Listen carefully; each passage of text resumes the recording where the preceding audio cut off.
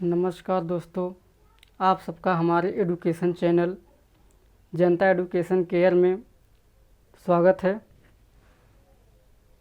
आप देख रहे हैं जैसा कि हमने आज एक टॉपिक को लिया है और इसके अंग सरकार। आज हम चर्चा करेंगे सरकार तथा उनके अंगों के बारे में। सरकार क्या है, विधायिका क्या है, कार्यपालिका क्या है, न्यायपालिका। सरकार के मुख्यतः 3 अंग होते हैं। सबसे पहले हम समझ लेते हैं सरकार किसे कहते हैं। राज्य की इच्छाओं की पूर्ति करने वाली संस्था को सरकार कहते हैं। राज्य की जो भी इच्छाएं हैं उसकी पूर्ति सरकार के ही द्वारा किया जाता है। सरकार के मुख्यतः 3 अंग होते हैं, कार्यपालिका, व्यवस्थापिका और न्यायपालिका। आप यहाँ पे देख लीजिए, व्यवस्थापिका, कार्यपालिका और न्यायपालिका। विधायिका, इसी को व्यवस्थापिका कहते हैं। हमारे देश में संसदीय शासन प्रणाली को अपनाया गया है, जिसके तहत शक्तियों का डिवाइडेशन किया गया है। केंद्र और राज्य, जो सरकारें दिल्ली में काम करती हैं वे केंद्र की सरकार कहलाती हैं। केंद्र सरकार यानी संघ की विधायिका, राज्य सरकार और राज्य की विधायिका। संविधान ने जो सरकारों का डिवाइडेशन किया है, राज्यों के लिए अलग तथा केंद्र के लिए अलग। जब भी कहीं केंद्र की बात आए तो समझ लो दिल्ली सरकार की बात हो रही है। विधायिका, सरकार का वह अंग जो कानून को बनाने का कार्य करती है, विधायिका कहलाती है। कार्यपालिका, सरकार का वह अंग जो बनाए गए कानून को लागू करवाती है, कार्यों का पालन करवाती है। कार्यपालिका का मतलब करवाना, किसी से कोई काम करवाना। न्यायपालिका, कानूनों को लागू करवाते समय जो भी न्यायिक चुनौतियाँ होंगी वो सब कार्यपालिका के अंतर्गत सुलझाई जाती हैं। यानी न्याय देने की प्रक्रिया हमारे देश में न्यायपालिका को सौंपी गई है।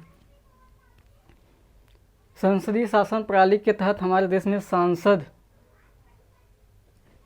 की व्यवस्था की गई है। सांसद के 3 अंग होते हैं,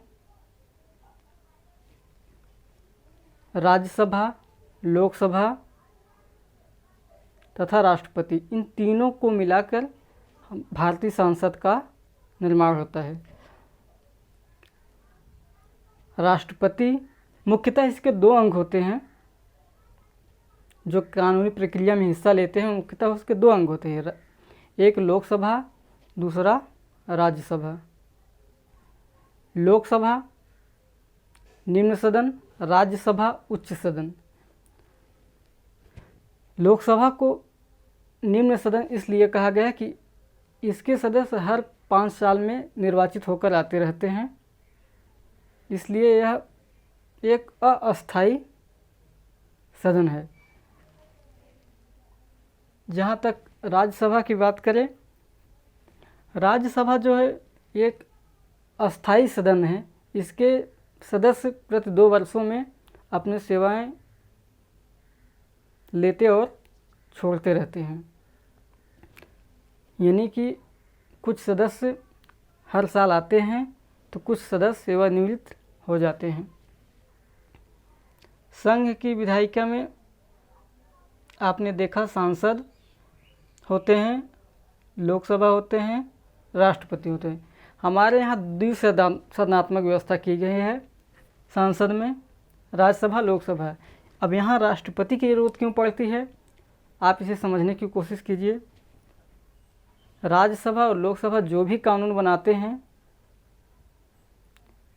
जो भी विधेयक या बिल तैयार करते हैं और पारित होने के बाद जब राष्ट्रपति के पास जाता है, राष्ट्रपति अपने सिग्नेचर करते हैं, तभी जाकर कि वह विधेयक या बिल कानून का रूप धारण करता है।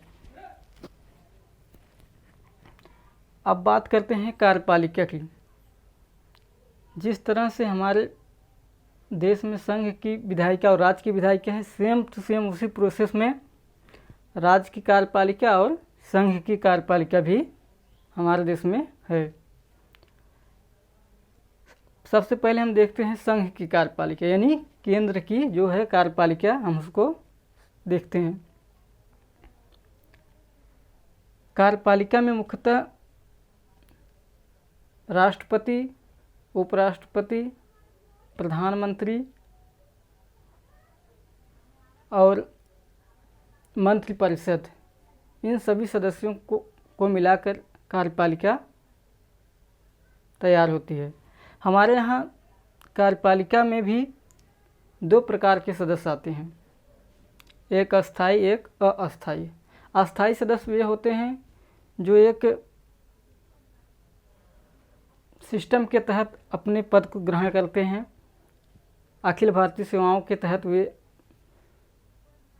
अस्थाई कार्यपालिका में सम्मिलित होते हैं। जैसे कि आप देखते हैं IAS, IAS, IPS और IFS, इन तीनों श्रेणी के जो कर्मचारी केंद्र से हैं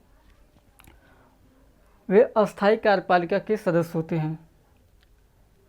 अस्थाई कार्यपालिका से आशय यह है कि इसके सदस्य प्रति 5 वर्षों के बाद अपने पद से हटते रहते हैं। वो बात अलग है कि वो दोबारा जीतकर आ जाएं और कार्यपालिका के सदस्य हो जाएं, परंतु वो निश्चित नहीं होते। और यहाँ आपने देखा कि ये जो भी अधिकारीगण जो सचिव के पद पे काम करते हैं, उनकी एक एज होती है, 60 या 62 वर्ष जो भी हो, वो अपने निश्चित समय तक बने रहते हैं। जबकि अस्थाई कार्यपालिका में ऐसा नहीं है, ये सब हर 5 वर्षों में अपने पद को खो बैठते हैं।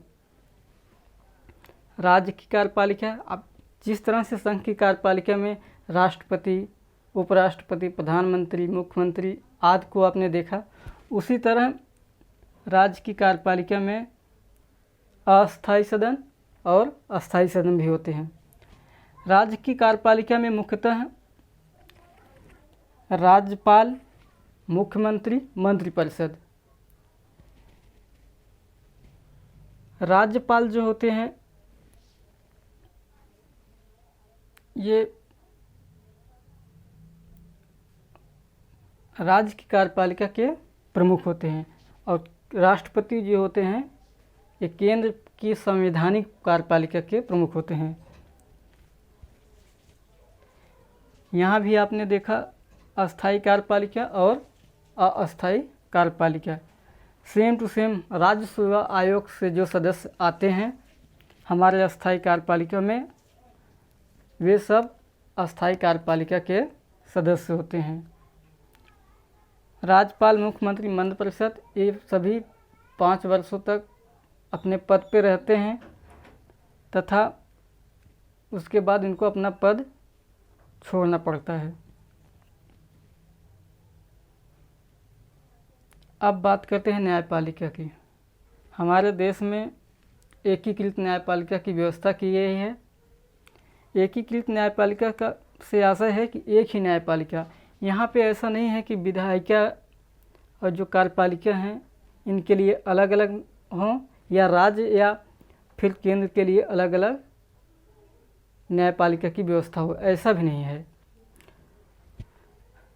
हम इसको एक पिरामिड के हिसाब से समझते हैं। SC supreme court, high court, जिला एवं सत्र न्यायालय। आप ऐसा समझिए कि आपने किसी न्यायालय में कोई मामला लेके गए, अगर आपको वहाँ पे आपको इस न्यायालय से संतुष्टि नहीं मिलती है तो आप हाई कोर्ट के से आपको संतुष्टि नहीं मिलती तो आप सुप्रीम कोर्ट जा सकते हैं। सभी राज्यों के लिए एक हाई कोर्ट तथा एक ही हाई कोर्ट एक से अधिक राज्यों के लिए भी कार्य कर सकता है। अब बात करते हैं संघ की कार्यपालिका और राज्य की कार्यपालिका के जो संविधान में वर्णित कुछ तथ्य हैं उनको देखते हैं। अनुच्छेद 52 से लेकर अनुच्छेद 150 तक संघ की कार्यपालिका यानी राष्ट्रपति, उपराष्ट्रपति, प्रधानमंत्री तथा मंत्रिपरिषद, इन सभी का वर्णन आपको संविधान के अनुच्छेद 152 से लेकर 152 तक देखने को मिलेंगे। 52 से लेकर 178 तक राष्ट्रपति, उपराष्ट्रपति, प्रधानमंत्री, मंत्रिपरिषद और महान्यायवादी, इन सभी के कार्यकाल चयन प्रक्रिया का वर्णन मिलेगा। अनुच्छेद 79 से लेकर अनुच्छेद 123 तक भारतीय संसद की चर्चा है। अनुच्छेद 124 से लेकर अनुच्छेद 147 तक हमारे देश में एक उच्चतम न्यायालय यानी सुप्रीम कोर्ट की व्यवस्था की गई है। अनुच्छेद 148 से लेकर अनुच्छेद 151 तक कैग यानी महालेखा परीक्षक, जो एक केंद्र सरकार के एक विधिक अधिकारी होते हैं, विधिक सलाहकार होते हैं, उनकी नियुक्ति उनका जो है संबंध अनुच्छेद 148 से लेकर अनुच्छेद 151 तक है। अब आते हैं राज्य की कार्यपालिका में। अनुच्छेद 52 से लेकर अनुच्छेद 237 तक राज्य की कार्यपालिका का व्यापक रूप में वर्णन आपको मिलेगा। अनुच्छेद 152 से लेकर अनुच्छेद 167 तक राज्यपाल, मुख्यमंत्री तथा मंत्रिपरिषद का वर्णन आपको संविधान के अनुच्छेद 152 और से लेकर 167 तक इस आर्टिकल में आपको देखने को मिलेगा। अनुच्छेद 214 से लेकर अनुच्छेद 232 तक उच्च न्यायालय, जैसे आपने यहाँ पे देखा कि अनुच्छेद 124 से लेकर 147 तक एक सर्वोच्च न्यायालय की व्यवस्था है, उसी तरह से राज्यों में भी अनुच्छेद 168 से लेकर अनुच्छेद 213 तक राज्यों में अनुच्छेद 214 से लेकर 232 तक राज्य में उच्च न्यायालय की व्यवस्था की गई है। अनुच्छेद 233 से लेकर अनुच्छेद 237 तक अधीनस्थ यानी जिला न्यायालय, जिसको हम सत्र न्यायालय के नाम से भी जानते हैं। और हम आपको बता दें कि इन तीनों अंगों को मिलाकर सरकार के यही 3 मेन अंग होते हैं और लोकतंत्र का चौथा स्तंभ मीडिया को माना जाता है। तो उम्मीद है आप सबको समझ में आया होगा हमारे द्वारा बताए हुए कंटेंट। धन्यवाद।